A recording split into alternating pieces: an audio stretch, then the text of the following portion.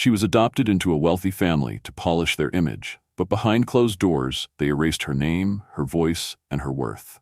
Until one night, at a lavish gala meant to honor their legacy, they tied her to a post like a symbol of shame, unaware her billionaire husband was about to arrive and flip their entire world upside down.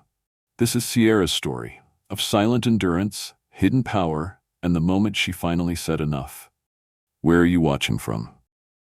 Drop your city or country below, and don't forget to subscribe for more stories that will break your heart and heal it all at once. From the outside, the Langford estate looked like it had been plucked straight from a southern aristocrat's dream. White pillars, ivy-draped balconies, a wrought-iron gate that whispered exclusivity, and a driveway wide enough for the motorcade of a foreign diplomat. But for Sierra Langford, it had never felt like home. Not once. The first time she saw the estate, she was 5 years old, still clutching the backpack her biological mother had packed the night before the accident. Her mother, a single black woman with a violinist's hands and a grad student's hope, had raised her on love, music, and microwaved spaghetti. Then came the crash. Then came the quiet. Then came the Langfords. They didn't scream at her. They didn't strike her. No, the Langfords specialized in a more insidious kind of cruelty, a cold, curated indifference wrapped in forced politeness. They had adopted her in front of cameras and clergymen after Judge Harold Langford's re-election campaign took a hit when he was caught on tape making racially charged comments. A month later, Sierra was suddenly the newest Langford, paraded at church, posed for press photos, and praised as the brave little girl they'd taken in to heal from tragedy. What they never said out loud but always implied was that she should be grateful for the bed with the white lace canopy, for the closet full of pastel dresses, for the silence. She was told what to wear, how to sit, and when to smile. When she called Charlotte Mom for the first time, the woman gave a tight-lipped smile and replied, "Mrs. Langford will do just fine, dear." Over time, Sierra stopped asking questions. She memorized the household choreography, walked 2 steps behind Alina and Preston, the golden Langford children, never speak unless spoken to at charity luncheons, keep her hair straightened and her opinions straighter. Her skin was compared to espresso in whispers over wine. Her laugh was described as a little too loud. Her presence? A conversation piece. By 16, Sierra had mastered the art of invisibility, but invisibility doesn't mean weakness. In silence, she learned to listen. In the shadows, she learned to plan. While her siblings vacationed in Cabo and posted filtered selfies in matching tennis whites, she studied. She worked weekends at the library and applied for scholarships under a different last name. What the Langfords never noticed, because they didn't care to look, was that she was building a future. And even as she processed their tax returns, bailed out Charlotte's foundation with a grant disguised as a donor match, and paid the mortgage late fees with a non-profit shell account, she told herself one lie over and over. Maybe they'd see her one day. But that day didn't come. It didn't come when she graduated summa cum laude. It didn't come when she launched a microloan platform that saved dozens of Black-owned businesses during the pandemic. It didn't come when she sent checks to cover Alina's PR disasters, or when she wrote the speeches Judge Langford read at diversity forums. It didn't even come when she married Noah Callahan in a quiet Seattle garden, with the kind of love in her eyes the Langfords had only ever faked for photo ops. They never asked about him. They never acknowledged the wedding.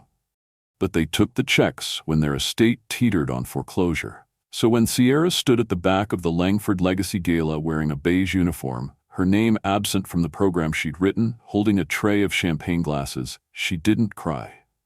She didn't flinch. She simply watched them. Judge Langford shaking hands with the mayor, Charlotte air-kissing donors, Elena posing for staged photos in couture pieing. Sierra's money had paid for. They didn't know what was coming. But she did. And that knowledge sat inside her like a fire, waiting, quiet, patient, and unstoppable. Sierra met Noah Callahan on a rainy Thursday in Oakland, at a Tech for Good summit neither of them really wanted to attend. She had arrived late, her curls frizzing at the edges despite the hotel umbrella, her heels damp from dodging puddles in the parking lot. He was standing alone at the coffee station, staring into a cup as if it had betrayed him. There was a silence between them, easy, unforced. And for a moment, Neither spoke.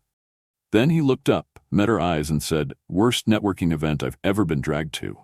She snorted without meaning to, then offered a quiet, "Amen." What began as a shared sigh in the hallway turned into coffee, then into long email threads full of dreams and frustration, code and community, vulnerability and visions. Noah was different. He didn't lead with bravado. He didn't try to impress her with seed rounds or exits. He spoke slowly, thought carefully, and listened like he actually cared. He had grown up in a 2-bedroom apartment in Detroit, the son of a mechanic and a schoolteacher, and carried himself with a quiet, earned dignity that Sierra hadn't seen in anyone since her mother. She found herself drawn to his authenticity, the way he made space for her to be fully herself, sharp, soft, angry, hopeful.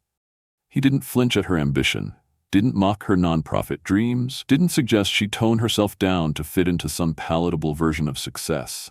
He challenged her, pushed her, protected her. And most importantly, he never once treated her like a burden she needed to apologize for. She didn't have to shrink next to him. If anything, she grew. They dated in stolen weekends, Seattle, Chicago, D.C., cities that felt like neutral ground, free of Langford eyes and expectations. In Seattle, under the low-hanging clouds and the scent of pine and salt air, Noah proposed with a ring he'd designed himself. It was simple. A single sapphire, set in gold with the words "You see me" engraved on the inside.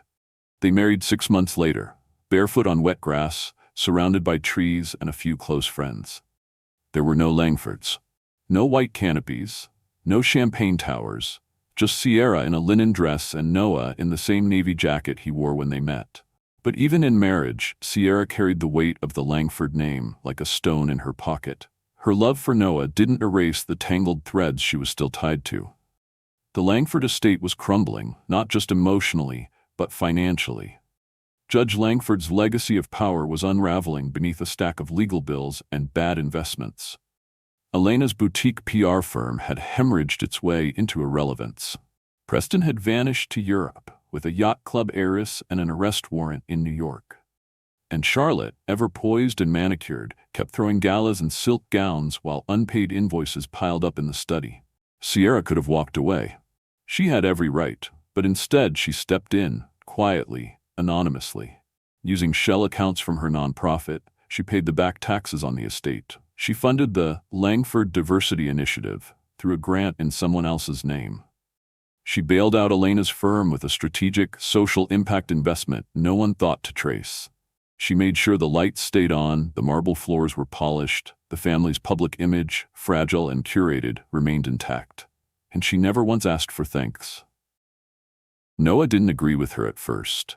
"You don't owe them anything," he said one night, pacing the length of their apartment. "You don't need to keep proving yourself to people who will never see you." But Sierra wasn't trying to earn their love anymore. That hope had died years ago. What she needed was something different. Closure. Proof that she could rise above their silence, that she could keep the house standing, not because they deserved it, but because she could.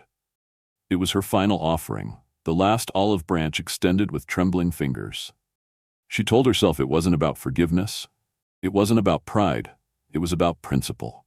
But somewhere, deep beneath the logic, there was still that little girl standing on the marble steps of the Langford estate, wondering if she'd ever be enough to be seen.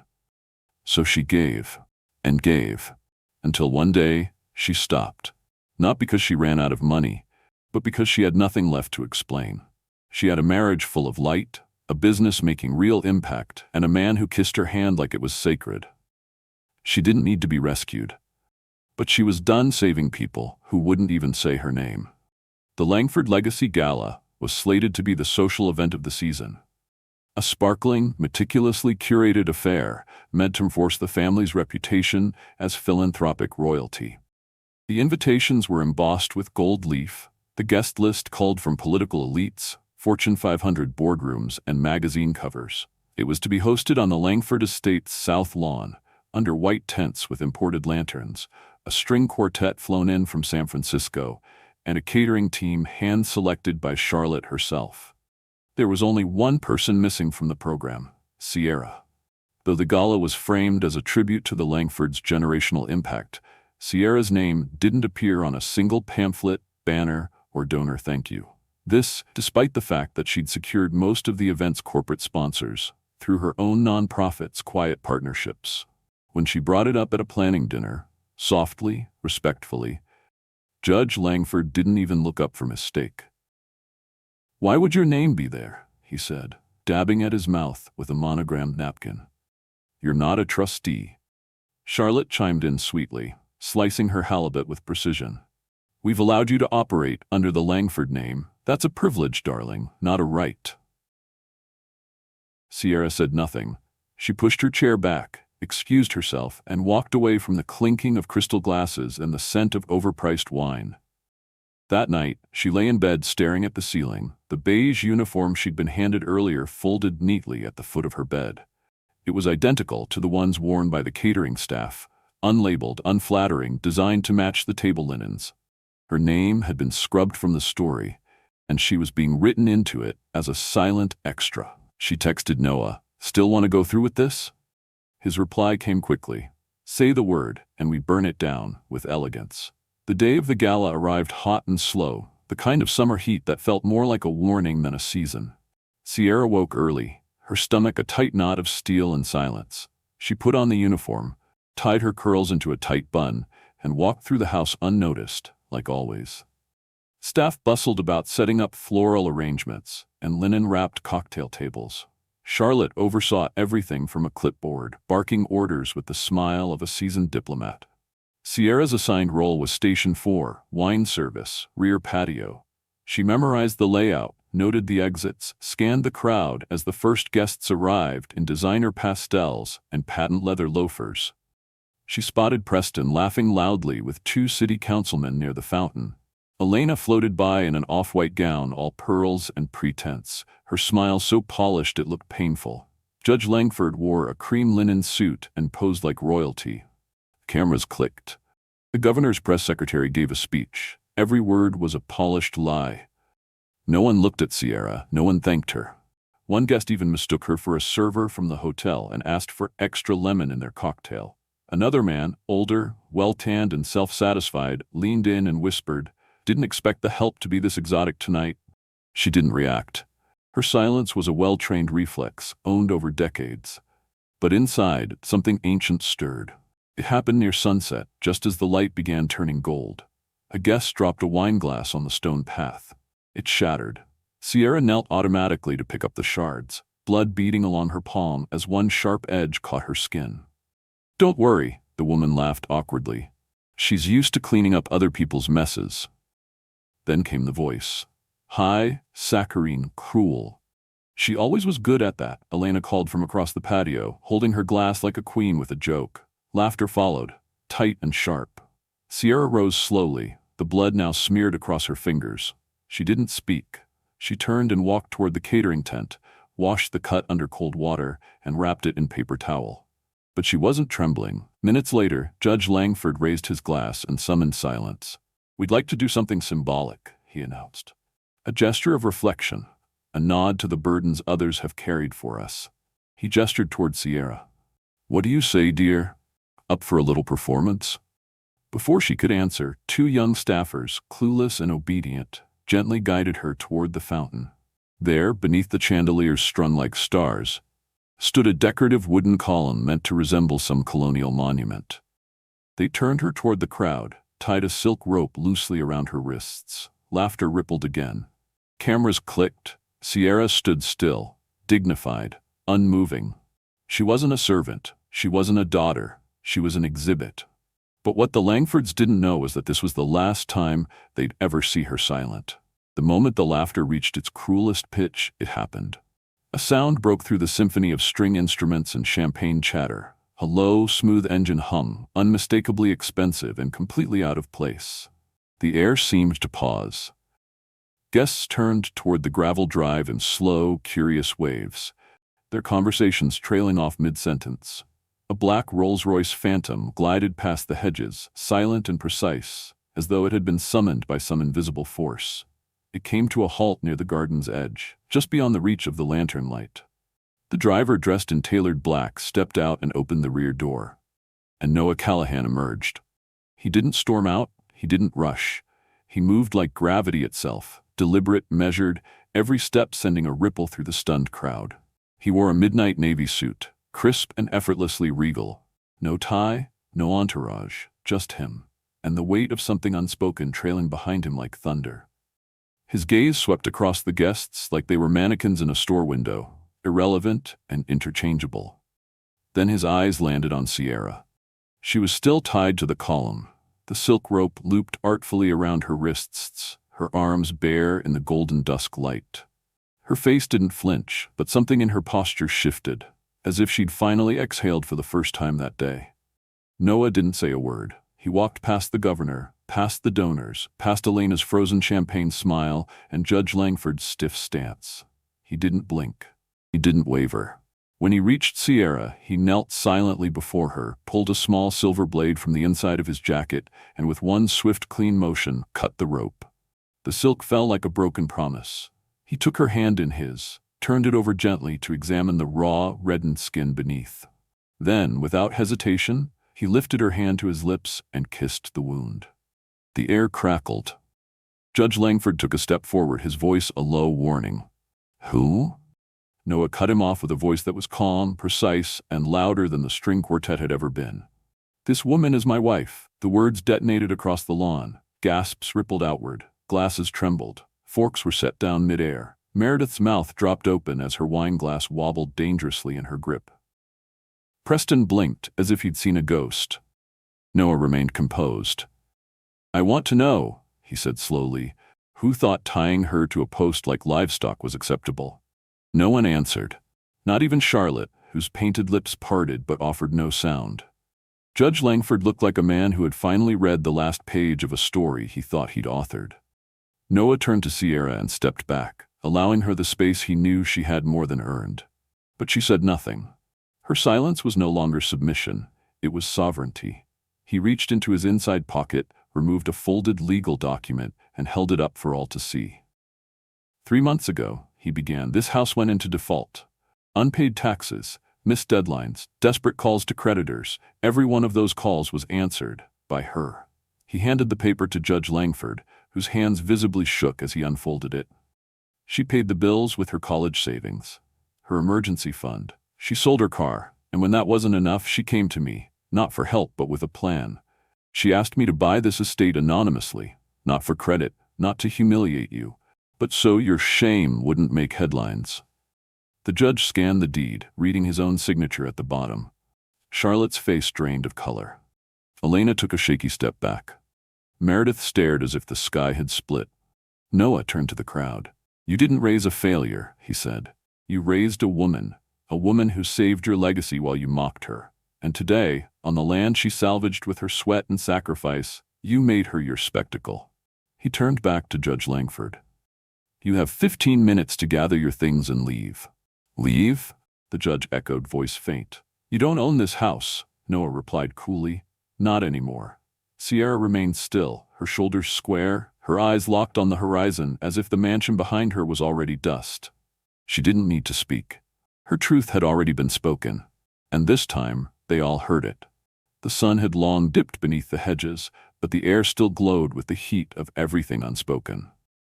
For a few strange seconds after Noah's voice fell silent, the Langford estate seemed to freeze. Guests mid-turn, glasses mid-sip, phones halfway lowered from faces that no longer dared to smile. The rope that had bound Sierra's wrists lay in a neat coil at her feet, forgotten like the rest of the evening's pretense. No one said a word. And then, one by one, they began to move.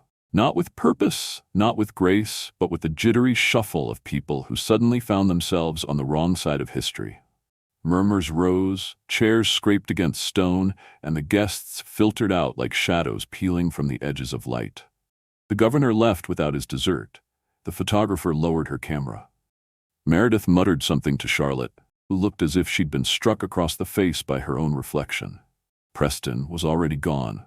Sierra remained still. Beside her, Noah didn't press, didn't prod. His presence was a quiet force at her back, steadying, not directing. He bent, picked up the silk rope, examined it once, and carried it to a trash bin at the far end of the patio. He dropped it inside with no ceremony, no flourish. Just a soft, final motion. Then he returned to her side. They stood in the stillness together, the column crooked and bare now, its cruel performance ended. The garden, once a gallery of perfection, now looked strangely human. Petals crushed under hurried footsteps, champagne flutes left half full on marble ledges, and silence so thick it pressed against the skin like humidity. "I could sell this place," Sierra said softly, not looking at him. "We could go anywhere." Noah slid his hand into hers. "Paris, Seattle, buy land in Vermont and build something small. Just us and trees and sky." She smiled faintly, tilting her head. "You know I hate snow," he chuckled, forehead touching hers. "Then forget Vermont." They walked slowly across the lawn, past the toppled floral displays and linen tablecloths fluttering in the breeze like exhausted flags. The house loomed behind them, tall and white and quiet. But the energy had changed. It no longer felt like a place of verdicts and rehearsed cruelty. It felt like a relic, hollow, echoing with the past. Inside, Sierra paused at the foyer. The chandelier above still glittered, but it no longer felt imposing. In the living room, napkins lay crumpled near the fireplace, and a few leftover plates sat like relics on the coffee table. She crossed the room to the mantel and picked up a framed photograph, a family portrait from years ago. Charlotte, in pastels. Harold with his courtroom jaw. Elena and Preston in matching blazers. And Sierra, center left, just off kilter, smiling too wide in a dress she didn't choose. "Keep it?" Noah asked gently behind her. She looked at the photo for a moment longer, then turned it face down and set it on the table. "No," she said. "That's not who I am anymore." The next morning, the house smelled like fresh rain and cut grass. Sierra lay in bed for a while, eyes open, staring at the ceiling with a lightness she hadn't felt in years. No list in her head, no looming correction, no expectation waiting around the corner. Just breath, just stillness. In the kitchen, Noah handed her a mug of coffee without a word. They stood barefoot together, the tile cool beneath their feet, humming softly as the eggs cooked and the birds sang outside. That week, they began to clear out the house. They didn't cry. They didn't argue. They packed Harold's legal journals and Charlotte's designer dishware into boxes and labeled them storage, not out of sentiment, but closure. In the attic, Sierra found a box of old notebooks, dusty and yellowed. One had a green cover with crooked handwriting on the front. "Things I'll do when I'm free." She flipped it open. "Learn to paint a sunset." "They weren't big dreams," she said, laughing. "They were yours," Noah replied. They turned the study into an art room. He built shelves. She bought paint, colors she hadn't let herself touch in decades. The first thing she painted wasn't a sunset. It was the garden, with the column gone and the sky open wide. One evening, Noah placed a small brass key in her palm. A cabin. Lakeside view. No neighbors. Just stars and silence. "You're not running from this?" she asked, eyeing him. "No," he said gently. "I'm reminding you, this time you have choices, not chains." That night, Sierra stood on the back porch. The grass shimmered with dew. The column was gone. The rope buried beneath last night's garbage. She stared at the land that had once been a prison and now felt like fertile soil. She smiled, not a performance but a beginning. And somewhere deep inside her, the girl who once stood tied to that post whispered, "Hold on. Your story isn't over." In the end, Sierra's story isn't just about revenge or reclaiming property. It's about reclaiming self. It's a reminder that sometimes the deepest wounds are inflicted not by strangers, but by those who claim to love us. The Langfords dressed their cruelty in civility, their control in charity. But Sierra endured, not because she accepted their silence, but because she quietly built something stronger within herself. She didn't shout for their approval. She outgrew their narrative. She proved that dignity isn't given, it's owned. This story teaches us that true freedom begins when you stop trying to fit into someone else's mold and start creating your own path. You are not defined by what they called you, how they treated you, or the roles they tried to write you into. You are defined by what you choose to become when no one is clapping, when no one is watching, when the rope has been cut and the stage is finally empty. So here's to the silent builders, the quiet survivors, the ones who turn pain into power without asking for applause. You don't need their permission. You just need your truth. Now I'd love to know, where are you watching from? Drop your country or city in the comments. And if this story moved you, don't forget to like, subscribe, and turn on notifications so you never miss another story that speaks to the soul.